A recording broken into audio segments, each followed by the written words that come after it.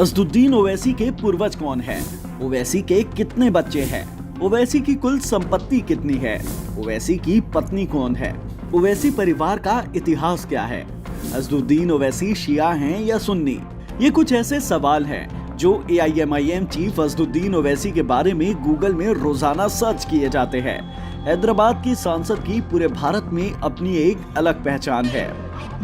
हैदराबादी लहजे में बेबाक भाषण और मुसलमानों के हितों की वकालत ओवैसी को देश के कई नेताओं से अलग खड़ा कर देती है। बहुत बड़ी गलती की जो इन जालिम पुलिस वालों पर भरोसा कर दिया। उत्तर प्रदेश में विधानसभा चुनाव का प्रचार कर वापस लौट रहे असदुद्दीन के काफिले पर गोलियां चलाई गई। इसके बाद एक बार फिर ओवैसी सुर्खियों में है।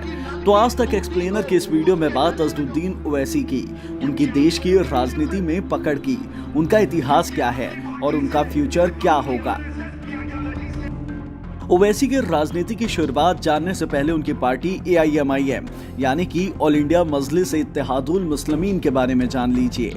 इस पार्टी की शुरुआत जानने के लिए आपको करीब 90 साल पीछे लेकर चलते हैं। साल 1928 में नवाब महमूद नवाज खान ने मजलिस की स्थापना की थी और 1948 तक उनके पास इस संगठन की बागडोर रही। भारत की स्वतंत्रता के बाद यह संगठन हैदराबाद को स्वतंत्र बनाए रखने की वकालत करता था। इसलिए जब 1948 में हैदराबाद का भारत में विलय हुआ, तब भारत सरकार ने इस संगठन को बैन कर दिया और उस समय इसके अध्यक्ष रहे कासिम राजवी को गिरफ्तार कर लिया गया था। बाद में राजवी पाकिस्तान चले गए और संगठन की जिम्मेदारी उस समय के मशहूर वकील अब्दुल वहाब ओवैसी को सौंप गए और यहां से शुरू होती है मजलिस में ओवैसी परिवार की एंट्री। 1957 में मजलिस को राजनीतिक पार्टी के तौर पर बहाल किया गया। इसके नाम की शुरुआत में ऑल इंडिया जोड़ा गया और इसके संविधान में बदलाव किया गया।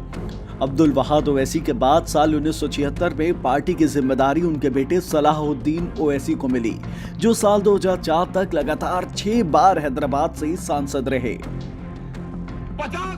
अब सलाहुद्दीन के बड़े बेटे असदुद्दीन ओवैसी मजलिस के अध्यक्ष और हैदराबाद के सांसद हैं। उनके छोटे भाई अकबरुद्दीन ओवैसी हैदराबाद के चंद्रयान गुट्टा सीट से विधायक हैं, जो अपने एक भाषण के कारण खूब विवादों में घिरे रहे थे। अरे ओवैसी तो छोड़ो, ओवैसी की आने वाली 1000 नस्लें भी इसी मुल्क में रहेंगी, तुझसे लड़ेंगी, तुझसे मुहावरा करेंगी, तुझे भगाएंगी, हम भागने वालों में से नहीं है। 13 मई 1969 को हैदराबाद में जन्मे असदुद्दीन ओवैसी राजनीति में आने से पहले लंदन से कानून की पढ़ाई कर रहे थे। लौटने के बाद साल 2004 में वो हैदराबाद से पहली बार सांसद बने और अब तक वो 4 बार यहाँ के सांसद चुने गए हैं। जब असद के पिता मजलिस की कमान संभाल रहे थे, तब भी ये पार्टी उस वक्त के आंध्र प्रदेश की सीमा से जुड़े महाराष्ट्र और कर्नाटक के कई इलाकों में सक्रिय थी। लेकिन जब असदुद्दीन ने पार्टी की जिम्मेदारी संभाली, तो उन्होंने राष्ट्रीय स्तर पर अपने पार्टी का एहसास कराने की कोशिश की। इल्जाम तो हम पर ही लगता है ना, आप पर तो कुछ नहीं लगता। असदुद्दीन ओवैसी और मजलिस किसी मजहब के खिलाफ ना थी, ना है, ना कभी रहेगी इंशाअल्लाह ताला।